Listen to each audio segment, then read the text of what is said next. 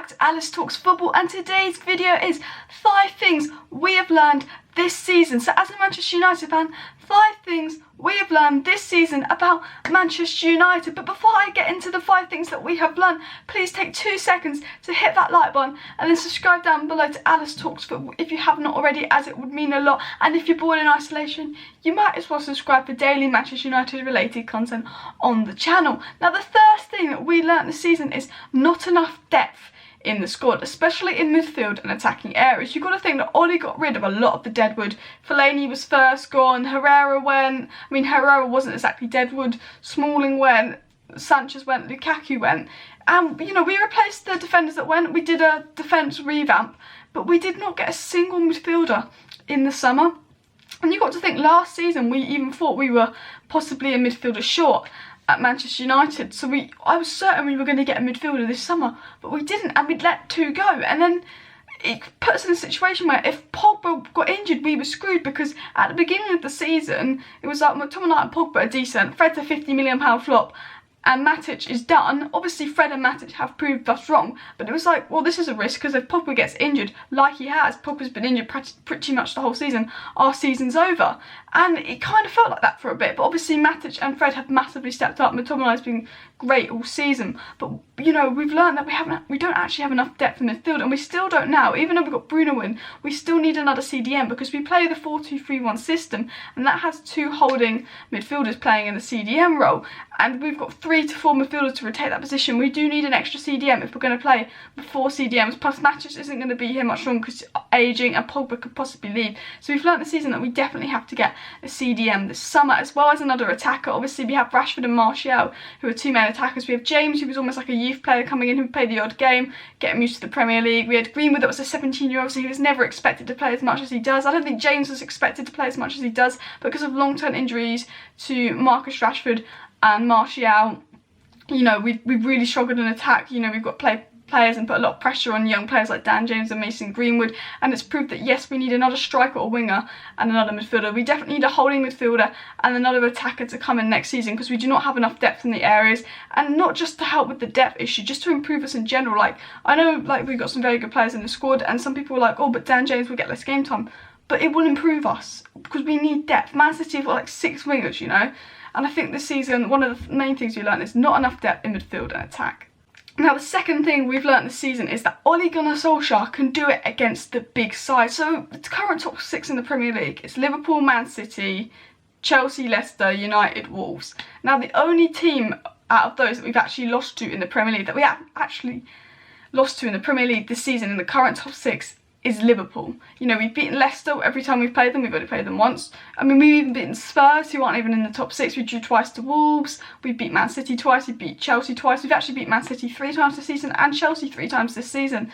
Ole's tactically outclassing these world-class managers, and he's doing it against the big teams. So we know that when we go into big games as a Manchester United fan, we do actually feel confident, and we know that Ole can beat the big teams, and the players have the ability to beat big teams. And we know from us constantly beating big teams, we know that our players have the ability to play at the top of the game when they want to. But the other thing we've learned from us beating the big teams is that we struggle against teams that defend and sit back against us. So the smaller teams that want maybe a draw out of us, they'll just sit back deep and defend, and that is when we struggle this season.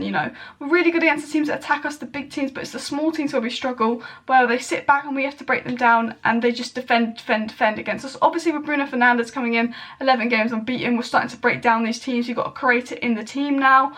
But throughout the season, a general problem has been breaking down teams that sit back, but we have learned that Ole can do it against the big teams. Now, the third thing that we have learned this season is that Ole Gunnar Solskjaer improves players.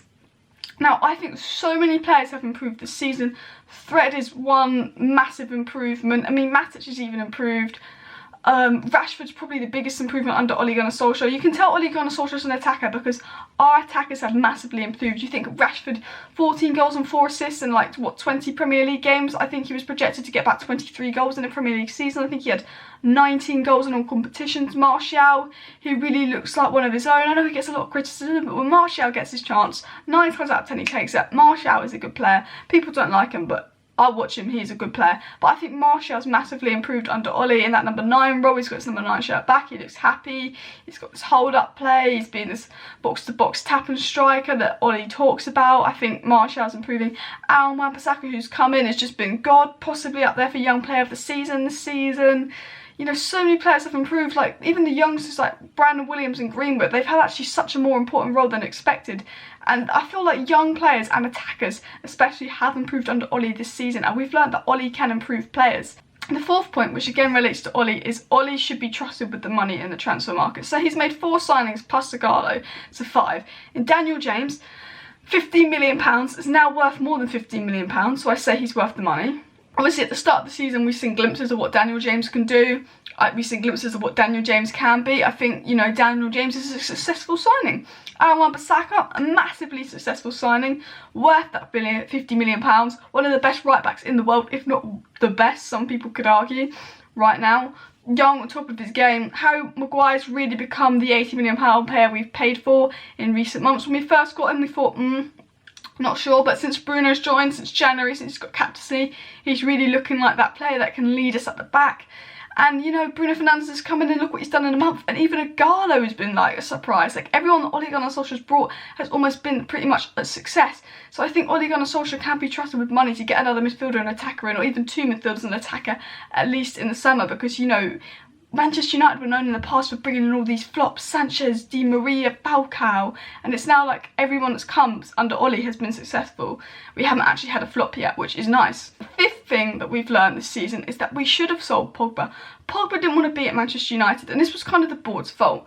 We didn't replace Herrera, we were a midfielder short anyway, so we kind of forced Pogba into staying when he didn't want to be here, because if we sold Pogba, we'd have to replace him. We couldn't really have a season without him, although we've sort of proven that wrong now with his injury. But, you know, Pogba didn't want to be here, and we were like, no, we forced him to be here. And because we forced him to be here, his heart wasn't set at Manchester United. Now, Pogba's injured, and it's not his fault, but I think if his heart was set at Manchester United, he would have been back from injury the same time as McTominay, because McTominay's injury was actually worse. But obviously, Pogba was maybe saving himself for the Euros, because his priorities are France over Manchester United. And I think keeping Pogba here was a mistake. Although I love Pogba, and I think he'll improve the team, if he doesn't want to be here, we should sell him. If he came out and was like, you know, I want to be at Manchester United, I want to be part of something, I'd be like, boom, keep Pogba. You know, he improves us. But I think this season we made a massive mistake by keeping Pogba. He's been injured, he hasn't really contributed anything all season. You know, we need to get the money for him. We can get maybe 100 million for him and use that on a Sancho that would further improve us. With Bruno coming in, it's proven that maybe we don't need Pogba as much as we thought. Obviously, Pogba would improve us. But, you know, if he doesn't want to be here and his heart's not set at the club, I think we sold him. I think that was a big mistake keeping him. So that's 5 things we've learnt this season. This is Alice Talks Football. I hope you enjoyed that video. If you have not already, please hit that like button and subscribe down below to Alice Talks Football so you don't miss daily Manchester United related content from me. Thanks for watching. See you next time. Also, let me know your thoughts on the season. If there's anything that I missed out that we've learnt this season, let me know in the comment section down below. Thanks for watching.